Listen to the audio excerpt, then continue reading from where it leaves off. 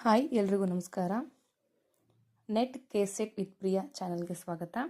ನಾನಿವತ್ತು ನೆಟ್ ಮತ್ತು ಕೆಸೆಟ್ ಎಕ್ಸಾಮಲ್ಲಿ ಪೇಪರ್ 1 ಇರುತ್ತೆ, ಅದು ಜನರಲ್ ಪೇಪರ್. ಇದು ಕಾಮರ್ಸ್, ಸೈನ್ಸ್, ಆರ್ಟ್ಸ್ ಅಂತ ಯಾರಿಗೂ ಬೇರೆ ಇರಲ್ಲ, ಎಲ್ರಿಗೂ ಒಂದೇ ಪೇಪರ್ ಇರುತ್ತೆ. ಇದು ಜನರಲ್ ಪೇಪರ್. ಇದರಲ್ಲಿ ಟೀಚಿಂಗ್ ಮತ್ತು ರಿಸರ್ಚ್ ಆ್ಯಪ್ಟಿಟ್ಯೂಡ್ನ ಕೇಳ್ತಾರೆ. ಈ ಪೇಪರ್ 1ಅಲ್ಲಿ 50 ಕ್ವಶನ್ಸ್ ಇರುತ್ತೆ. 50 ಕ್ವಶನ್ಸ್ ಇರುತ್ತೆ ಈ ಪೇಪರಲ್ಲಿ. 100 ಮಾರ್ಕ್ಸ್ ಅಂದರೆ ಒಂದು ಕ್ವಶನ್ನಿಗೆ 2 ಮಾರ್ಕ್ಸ್. ಇದಕ್ಕೆ ಟೈಮು 1 ಅವರ್. ಮೊದಲೆಲ್ಲ ಫಸ್ಟ್ 1 ಅವರ್ ಪೇಪರ್ 1ಗೆ ಮತ್ತು 1 ಅವರ್ ಗ್ಯಾಪ್ ಕೊಟ್ಟು ನೆಕ್ಸ್ಟ್ ಪೇಪರ್ 2ನ ಕೊಡ್ತಿದ್ರು. ಅಂದರೆ ನಮ್ಮ ಸ್ಪೆಸಿಫಿಕ್ ಪೇಪರ್, ನನ್ನ ಸ್ಪೆಸಿಫಿಕ್ ಪೇಪರ್ ಕಾಮರ್ಸ್. ಆದರೆ ಈಗ ರೀಸೆಂಟಾಗಿ ನವೆಂಬರಲ್ಲಿ ನಡೆದಿರೋ ಎಕ್ಸಾಮ್ಗೆ ಗ್ಯಾಪ್ ಕೊಟ್ಟಿಲ್ಲ, ಡೈರೆಕ್ಟ್ ಒಂದೇ ಸರ್ತಿನೇ ಕೊಟ್ಬಿಡೋದು. 3 ಅವರ್ಸ್ ಕೊಡ್ತಾರೆ. ನಾವು 2 ಪೇಪರ್ನೂ ಅಟೆಂಡ್ ಮಾಡಬೇಕು. First paper 50 marks, first paper 100 marks 50 questions, second paper 100 questions 200 marks ಇರುತ್ತೆ. ಈಗ ನಾವು ಪೇಪರ್ 1 ಸಿಲೆಬಸ್ನ ಡೀಟೇಲ್ ಆಗಿ ನೋಡೋಣ. ಇದರಲ್ಲಿ 10 ಯೂನಿಟ್ಸ್ ಇರುತ್ತೆ. ಪ್ರತಿ ಯೂನಿಟಿಂದನೂ 5 ಕ್ವಶನ್ಸ್ ಬರುತ್ತೆ, ಅಂದರೆ 10 ಮಾರ್ಕ್ಸ್. ಒಂದು ಯೂನಿಟಿಗೆ 10 ಮಾರ್ಕ್ಸ್ ಆಗಿ ಫಿಕ್ಸ್ ಮಾಡಿದ್ದಾರೆ. ನಾನು ಈ ಸಿಲೆಬಸ್ನ NTA ವೆಬ್ಸೈಟಿಂದ ಡೌನ್ಲೋಡ್ ಮಾಡಿರೋದು. ಇದು ಸೇಮ್ ಸಿಲೆಬಸ್, ಕೆಸೆಟ್ಗೂ ಇದೇ ಸಿಲೆಬಸ್, ನೆಟ್ಗೂ ಇದೇ ಸಿಲೆಬಸ್. ನಾವು ಯಾವುದೇ ಸ್ಟ್ರೀಮಲ್ಲಿ ಓದಿದ್ರೂ ನಾವು ನೆಟ್ ಮತ್ತು ಕೆಸೆಟ್ ಎಕ್ಸಾಮ್ ಬರಿತೀವಿ ಅಂದರೆ ನಾವು ಪೇಪರ್ 1ಗೆ ಇದೇ ಸಿಲೆಬಸ್ಸೇ ಬರೋದು, ಇದರಿಂದನೇ ಕ್ವಶನ್ಸ್ ಬರೋದು. ಸೊ ನಾವು ಈ ಸಿಲೆಬಸ್ನ ಡೀಟೇಲಾಗಿ ನೋಡೋಣ. First unit teaching aptitude. Teaching ಆ್ಯಪ್ಟಿಟ್ಯೂಡಲ್ಲಿ teaching concept, objectives, levels of teaching, ಅದರಲ್ಲಿ memory level, understanding level and reflective levels ಅಂತ 3 ಲೆವೆಲ್ಸ್ ಬರುತ್ತೆ. Next characteristics and basic requirements. Next learners characteristics, ಅದರಲ್ಲಿ characteristics of adolescent and adult learners, academic, social, emotional and cognitive characteristics ಬಗ್ಗೆ ನಾವು ಓದ್ತೀವಿ. Individual difference ಬಗ್ಗೆನೂ ಇರುತ್ತೆ. Next factors affecting teaching related to teacher, learner, support material, instructional facilities, learning environment and institution.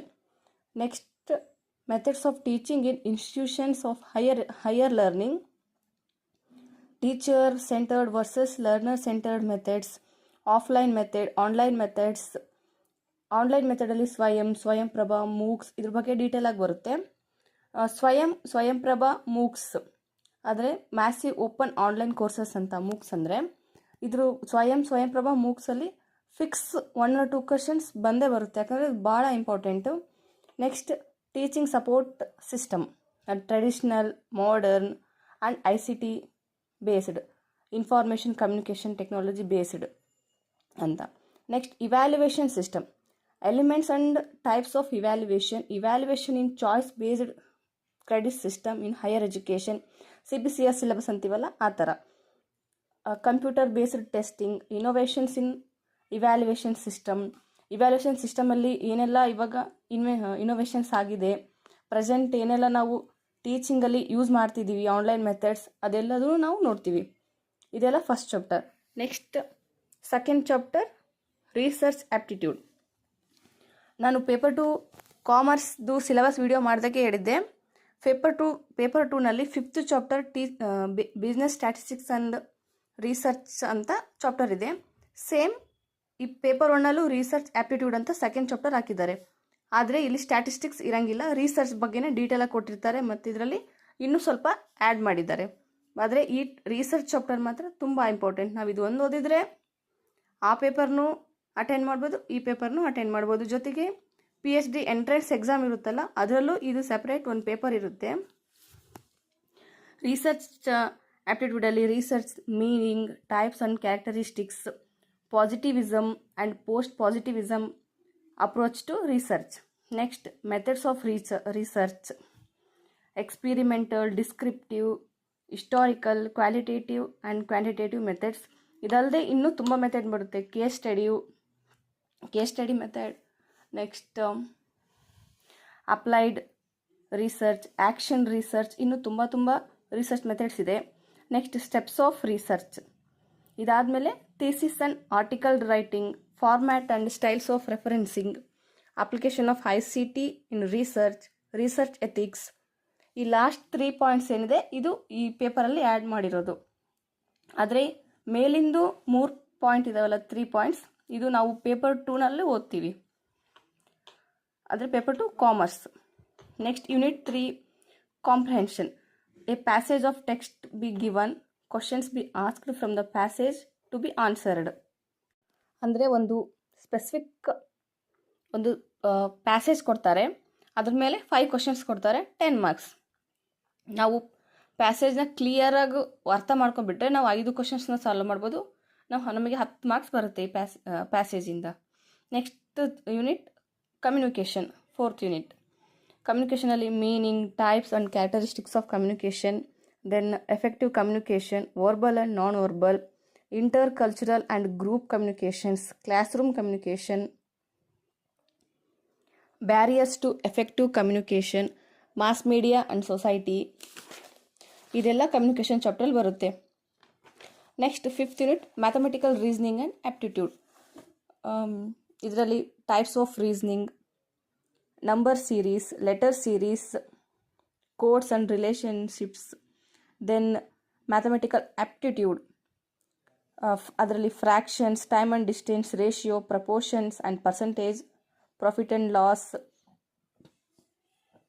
Interest and discounting, averages etcetera.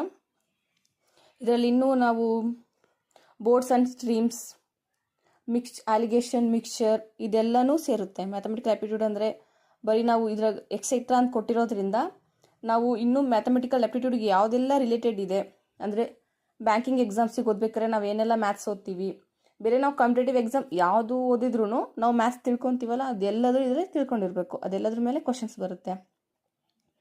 Next 6th unit logical reasoning. ಈ logical reasoning ಅನ್ನೋ chapter ನಾವು ಲಾಜಿಕ್ಕಾಗಿ ಯೋಚನೆ ಮಾಡಬೇಕಂದ್ರೆ ತರ್ಕಬದ್ಧವಾಗಿ ಯೋಚನೆ ಮಾಡಿದರೆ ಮಾತ್ರ ನಾವು ಈ ಕ್ವಶನ್ಸ್ನ ಸಾಲ್ವ್ ಮಾಡಬೇಕು. ಅದರಲ್ಲಿ ನಾವು ಇದನ್ನು ತುಂಬ ಕ್ಲಿಯರಾಗಿ ಅಂಡರ್ಸ್ಟ್ಯಾಂಡ್ ಮಾಡ್ಕೋಬೇಕು. ನಾವು ಸುಮ್ಮನೆ ಮೇಲೆ ಈ ಚಾಪ್ಟರ್ನ ಓದಿದ್ರೆ ನಮಗೆ ಇದರಿಂದ ಮಾರ್ಕ್ಸ್ ಬರಲ್ಲ. ನಾವು ಇನ್ಡೆಪ್ತಾಗಿ ಲಾಜಿಕಲ್ ರೀಸನಿಂಗ್ ಓದಿದರೆ ಮಾತ್ರ ನಾವು ಇದರಲ್ಲಿ ಸ್ಕೋರ್ ಮಾಡ್ಬೋದು. ಇದರಲ್ಲಿ ಏನೇನು ಕೊಟ್ಟಿದ್ದಾರೆ ಸಿಲೆಬಸ್ ಅಂದರೆ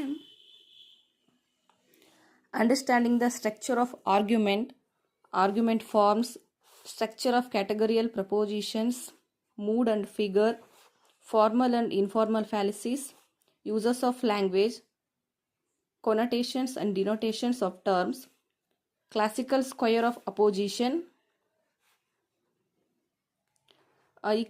ಸ್ಕ್ವೇರ್ ಆಫ್ ಅಪೋಸಿಷನ್ ಅಂದರೆ AIEO ಕೊಟ್ಟಿರ್ತಾರಲ್ಲ ಆ ಥರ. Evaluating and distinguishing, deductive and inductive reasoning, analogies, Venn diagram, simple and multiple use for establishing validity of arguments, Indian logic, means of knowledge, ಪ್ರಮಾಣಾಸ್, ಪ್ರತ್ಯಕ್ಷ, ಪರ್ಸೆಪ್ಷನ್, ಅನುಮಾನ, ಇನ್ಫರೆನ್ಸ್, ಉಪಮಾನ, ಕಂಪ್ಯಾರಿಸನ್, ಶಬ್ದ, verbal testimony, ಅರ್ಥಪಟ್ಟಿ, implication and ಅನುಪಲಾಬ್ಧಿ, non apprehension. Next structure and kinds of ಅನುಮಾನ, inference, ವ್ಯಾಪ್ತಿ, invariable relation, ಏತ್ವಭಾಸಸ್, fallacies of inference. ಇದೆಲ್ಲದ್ರದ್ದು ಮೀನಿಂಗ್ ನಾವು ಈ ಪ್ರಮಾಣ ಮತ್ತು ಸ್ಟ್ರಕ್ಚರ್ ಆ್ಯಂಡ್ ಕೈಂಡ್ಸ್ ಆಫ್ ಅನುಮಾನ ಇದ್ರ ಬಗ್ಗೆ ನಾವು ಕ್ಲಿಯರಾಗಿ ತಿಳ್ಕೋಬೇಕು. ಅವಾಗ ಮಾತ್ರ ನಾವು ಇದನ್ನು ಸಾಲ್ವ್ ಮಾಡ್ಬೋದು. ಯಾಕಂದರೆ ಇಲ್ಲಿ ಸ್ಟೇಟ್ಮೆಂಟ್ ಕೊಟ್ಟು ಇದು ಯಾವುದು, ಇದು ಯಾವ ಪ್ರಮಾಣಕ್ಕೆ ಸೇರಿದ್ದು, ಇದು ಯಾವ ಕೈಂಡ್ಸ್ ಆಫ್ ಅನುಮಾನ ಆ ಥರ ಕೇಳ್ತಾರೆ. ಸೊ ನಾವು ಇದನ್ನು ಅರ್ಥ ಮಾಡ್ಕೊಂಡ್ರೆ ನಾವೀಗ ಕೊಟ್ಟಿರೋ ಎಕ್ಸಾಂಪಲ್ಲು ಯಾವುದಕ್ಕೆ ರಿಲೇಟೆಡು ಅಂತ ನಾವು ಸಾಲ್ವ್ ಮಾಡ್ಬೋದು. Then next chapter data interpretation. ಈ ಡಾಟಾ ಇಂಟರ್ಪ್ರಿಟೇಷನಲ್ಲಿ sources, acquisition and classification of data, quantitative and qualitative data, graphical representation like bar chart, histograms, pie chart, table chart and line chart and mapping of data. Then data interpretation, then data and governance. ಈಗ data ಇಂಟರ್ಪ್ರಿಟೇಷನಲ್ಲಿ ಯಾವ ಥರ questions ಇರ್ತಾವಂದರೆ, ಅವರು table ಫಾರ್ಮಲ್ಲಿ ಆದರೂ data ಕೊಟ್ಟಿರ್ಬೋದು, R ಪ್ಯಾರಾಗ್ರಾಫಲ್ಲಿನೂ ಅವ್ರು data ಕೊಟ್ಟಿರ್ಬೋದು. ಅದ್ರ ಮೇಲೆ ಕ್ವಶನ್ಸ್ ಕೇಳ್ತಾ ಹೋಗ್ತಾರೆ. ಮತ್ತು ಪ್ಯಾರಾಗ್ರಾಫ್ ಕೊಟ್ಟರು ಅವರು ಕಂಪ್ಲೀಟ್ ಡಾಟಾ ಕೊಟ್ಟಿರಂಗಿಲ್ಲ. ಆ ಟೇಬಲ್ ಕೊಟ್ಟರು ಅವ್ರು ಅಲ್ಲಲ್ಲಿ ಮಿಸ್ ಮಾಡಿರ್ತಾರೆ. ಆದರೆ ನಾವು ಕ್ವಶನ್ನ ಅರ್ಥ ಮಾಡಿಕೊಂಡು ಅವ್ರು ಯಾವುದ್ರ ಬಗ್ಗೆ ಕೇಳ್ತಾರೆ ಅಂತ ಫೈಂಡ್ ಔಟ್ ಮಾಡಿ ನಾವು ಮ್ಯಾಥಮೆಟಿಕಲ್ ರೀಸ್ನಿಂಗ್ನ ಚೆನ್ನಾಗಿ ತಿಳ್ಕೊಂಡ್ರೆ ಈ ಡಾಟಾ ಇಂಟರ್ಪ್ರಿಟೇಷನ್ನು ಚೆನ್ನಾಗಿ ಸಾಲ್ವ್ ಮಾಡ್ಬೋದು. ನಾವು ಮ್ಯಾಥ್ಸ್ನ ಕ್ಲಿಯರಾಗಿ ತಿಳ್ಕೊಬಿಟ್ರೆ ನಾವು ಡಾಟಾ ಇಂಟರ್ಪ್ರಿಟೇಷನಲ್ಲೂ ಸ್ಕೋರ್ ಮಾಡ್ಬೋದು 10 ಮಾರ್ಕ್ಸ್ನ. Then 8th unit information and communication technology ICT.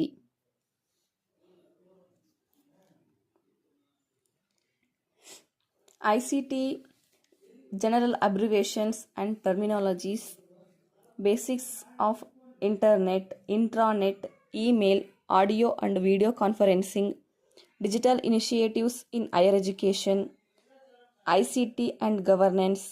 ಈ ICT ಚಾಪ್ಟರಲ್ಲಿ ಮೇನಾಗಿ ನಾವು ಹೈಯರ್ ಎಜುಕೇಷನಲ್ಲಿ ಯಾವೆಲ್ಲ ಕಂಪ್ಯೂಟರ್ ಟೂಲ್ಸ್ನ ಯೂಸ್ ಮಾಡ್ತೀವಿ, ಸಾಫ್ಟ್ವೇರ್ನ ಯೂಸ್ ಮಾಡ್ತೀವಿ ಟೀಚಿಂಗಲ್ಲಿ, ಅದ್ರ ಬಗ್ಗೆ ಕೇಳಿರ್ತಾರೆ. Next 8th unit people development and environment. ಇದರಲ್ಲಿ development and environment, millennium development and sustainable development goals. ಈ millennium development and sustainable development goals ಏನಿದ್ದಾವೆ ಇದ್ರ ಮೇಲೆ ಫಿಕ್ಸ್ ಕ್ವಶನ್ ಇರುತ್ತೆ. ಯಾಕಂದರೆ ಇದರಲ್ಲೂ ಗೋಲ್ಸ್ ಬರುತ್ತೆ ಮಿಲೇನಿಯಮ್ ಡೆವಲಪ್ಮೆಂಟಲ್ಲಿ, ಸಸ್ಟೈನಬಲ್ ಡೆವಲಪ್ಮೆಂಟ್ ಗೋಲ್ಸು ಇದರಲ್ಲೂ ಗೋಲ್ಸ್ ಯಾವುವು. ಈಗ ಕೆಳಗಡೆ ಒಂದು 4 ಗೋಲ್ ಕೊಟ್ಟು ಇದರಲ್ಲಿ ಯಾವುದು SDG ಗೋಲ್ ಆರ್ ಯಾವ ಟಾರ್ಗೆಟ್ ಆ ಥರ ಕೇಳ್ತಾರೆ, ಎಷ್ಟು ಗೋಲ್ಸ್ ಇದೆ. ಇದನ್ನು ಬರೀ ನಾವು ಸ್ಟೇಟ್ಮೆಂಟ್ ಕ್ವಶನ್ಸ್ ಹಂಗೆ ಡೈರೆಕ್ಟ್ ಕ್ವಶನ್ಸ್ ಅಂತೂ ಮ್ಯಾಚ್ ದ ಫಾಲೋಯಿಂಗ್ ಕ್ವಶನ್ಸಲ್ಲೂ ಕೇಳ್ತಾರೆ, MCQ ಕ್ವಶನ್ಸಲ್ಲೂ ಕೇಳ್ತಾರೆ. Then human and environment interactions, anthropogenic activities and their impact on environment, environmental issues, local, regional and global, air pollution, water pollution, soil pollution, noise pollution, waste, solid, liquid, biomedical, hazardous, electronic, then climate changes and its socio-economic and political dimensions, then impacts of pollutants on human health, natural and energy resources, ಅದರಲ್ಲಿ solar, wind, soil, hydro, geothermal, biomass, nuclear and forest. Then natural hazards and disasters, mitigation strategies. Natural hazards ಯಾವಿದೆ, disasters ಯಾವ್ಯಾವ ಥರ ಬರುತ್ತೆ, ಅದರ types ಯಾವುವು, ಮತ್ತು ನಾವು ಅದನ್ನು ಮಿಟಿಗೇಟ್ ಹೇಗೆ ಮಾಡೋದು ಅದ್ರ ಬಗ್ಗೆ ಎಲ್ಲ ಓದ್ತೀವಿ. Then environmental protection act 1986. ಈ ಎನ್ವಿರಾನ್ಮೆಂಟಲ್ ಪ್ರೊಟೆಕ್ಷನ್ ಆ್ಯಕ್ಟ್ ಸಹ ಏನು ಹೇಳುತ್ತೆ, ಅದು ಯಾವುದಕ್ಕೆಲ್ಲ ರಿಲೇಟೆಡ್ ಆಗಿದೆ, ರಿಲೇಟೆಡ್ ಏರಿಯಾಸ್ ಯಾವ್ಯಾವು, ಅದ್ರ ಎಲ್ಲದ್ರ ಮೇಲೂ ಕ್ವಶನ್ ಬರುತ್ತೆ. ಸೊ ನಾವು ಇದನ್ನು ಡೀಟೇಲಾಗಿ ಸ್ಟಡಿ ಮಾಡಬೇಕು. Then national action plan on climate change, international agreements, effects on efforts, Montreal Protocol, Rio Summit, Convention on Biodiversity, Kyoto Protocol, Paris Agreement, International Solar Alliance. ಈ Kyoto protocol, Montreal protocol, Rio summit, convention on biodiversity, international solar alliance, ಇದ್ರ ಬಗ್ಗೆನೂ questions ಕೇಳ್ತಾರೆ. ಅದು ಯಾವ ಇಯರಲ್ಲಿ ಬಂತು, ಅದು ಯಾವ related ಇದೆ, ಅದ್ರ ಮೇಲೆಲ್ಲ ಕ್ವಶನ್ಸ್ ಬರುತ್ತೆ. Then 8th unit higher education system. ಈ ಯೂನಿಟಲ್ಲಿ institutions of higher learning and education in ancient India, then evolution of higher learning and research in post independence India. Post ಇಂಡಿಪೆಂಡೆನ್ಸಲ್ಲೂ ನಾವು ಯಾವ ಥರ ಲರ್ನಿಂಗ್ ಸಿಸ್ಟಮ್ ಇತ್ತು ಅದ್ರ ಬಗ್ಗೆ ಇರುತ್ತೆ. Next oriental, conventional and non conventional learning programmes in India. Then professional, technical and skill based education, then value education and environmental education, then policies, governance and administration. Main ಆಗಿ ನಾವು ಈ higher education system ಚಾಪ್ಟರಲ್ಲಿ higher education related committees ಯಾವ್ಯಾವಿದೆ, like UGC, NAC, ಅದೆಲ್ಲದ್ರ ಬಗ್ಗೆನೂ ಡೀಟೇಲಾಗಿ ನೋಡ್ತಾ ಹೋಗ್ತೀವಿ. ಮತ್ತು ಎಜುಕೇಷನಲ್ ಲರ್ನಿಂಗ್ ಪ್ರೋಗ್ರಾಮ್ಸ್ ಅಂದರೆ oriental, convention, non convention learning system ಎಲ್ಲ ಹೇಗಿರುತ್ತೆ, ಅದರಿಂದ ನಾವು ಸರ್ಟಿಫಿಕೇಟ್ ಹೇಗೆ ತೊಗೋಬೇಕು, ಅದ್ರ ಬಗ್ಗೆ ಎಲ್ಲ ಡೀಟೇಲಾಗಿ ಕೊಡ್ತಾರೆ ಇದರಲ್ಲಿ. ನಾವು ಈ 10th ಯೂನಿಟ್ನ ನೋಡಿದಾಗ ನಾವು ಸಿಲೆಬಸ್ಸಲ್ಲಿ ಜಸ್ಟ್ ಒಂದು 6 ಪಾಯಿಂಟ್ಸ್ ಕಾಣಿಸ್ತವೆ, ಆದರೆ ಇದು ತುಂಬ ಲೆಂದಿಯಾಗಿದೆ. ನಾವು ಇದನ್ನು ಎಷ್ಟು ಡೀಟೇಲಾಗಿ ಸ್ಟಡಿ ಮಾಡ್ಕೊತಾ ಹೋಗ್ತೀವಿ, ನಮಗೆ ಅಷ್ಟು ಡೀಟೇಲ್ಸ್ ನಾವು ತಿಳ್ಕೊತೀವಿ. ನಾವು ಇದರಲ್ಲಿ ತುಂಬ ಕಮಿಟೀಸ್ ಬರುತ್ತೆ. ಈಗ ಒಂದು NEP ಸಿಸ್ಟಮ್ನ ನಾವು 2020 ಇಂಟ್ರೊಡ್ಯೂಸ್ ಮಾಡಿದರು ಗೌರ್ಮೆಂಟ್ ಅವರು. ಆವಾಗ ಅವರು ಯಾವ ಕಮಿಟಿ ಆರ್ಡರ್ ಮೇಲೆ ಇಂಟ್ರೊಡ್ಯೂಸ್ ಮಾಡಿದರು, ಆ ಥರ ಎಲ್ಲ ಕೇಳ್ತಾರೆ. ಸೊ ಇದಿಷ್ಟು ನೆಟ್ KCET ಎಕ್ಸಾಮಲ್ಲಿ ಬರೋ ಪೇಪರ್ 1 ಜನರಲ್ ಪೇಪರ್ದು ಸಿಲೆಬಸ್. ನೋಡು, ಇದರಲ್ಲಿ 50 ಕ್ವಶನ್ಸ್ ಬರ್ತವೆ, 100 marks. Each question carries 2 marks. ಯಾವುದೇ ನೆಗೆಟಿವ್ ಮಾರ್ಕಿಂಗ್ ಇರಲ್ಲ. ನಾವು ಈಗ ನಮಗೆ ಒಂದು ಸ್ವಲ್ಪ ಡೌಟ್ ಇದ್ರೂ, ಇದು ಇರ್ಬೋದು ಅಂತ ಅನಿಸಿದ್ರು ನಾವು 50 ಕ್ವಶನ್ಸ್ನು ಮಾರ್ಕ್ ಮಾಡ್ಬೋದು, ಯಾಕಂದರೆ ನೆಗೆಟಿವ್ ಮಾರ್ಕಿಂಗ್ ಇರಲ್ಲ. ಸೊ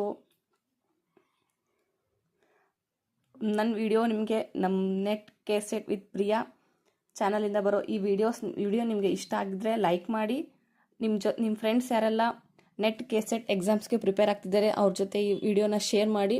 ನೀವು ಶೇರ್ ಮಾಡೋದ್ರಿಂದ ಅವರು ಸಿಲೆಬಸ್ ಏನಿದೆ ಅಂತ ತಿಳ್ಕೊತಾರೆ. ನೆಕ್ಸ್ಟ್ ನಾವು ಸಿಲೆಬಸ್ ತಿಳ್ಕೊಂಡ್ರೆ ತಾನೇ ಓದೋಕ್ಕಾಗೋದು. ನಾವು ಯಾವಾಗ ಸಿಲೆಬಸ್ನ ತಿಳ್ಕೊತೀವಿ, ಸೋರ್ಸ್ನ ಕಲೆಕ್ಟ್ ಮಾಡ್ತೀವಿ, ಆವಾಗ ನಾವು ಪ್ರಾಪರಾಗಿ ಎಕ್ಸಾಮ್ಗೆ ಪ್ರಿಪೇರ್ ಆಗ್ಬೋದು.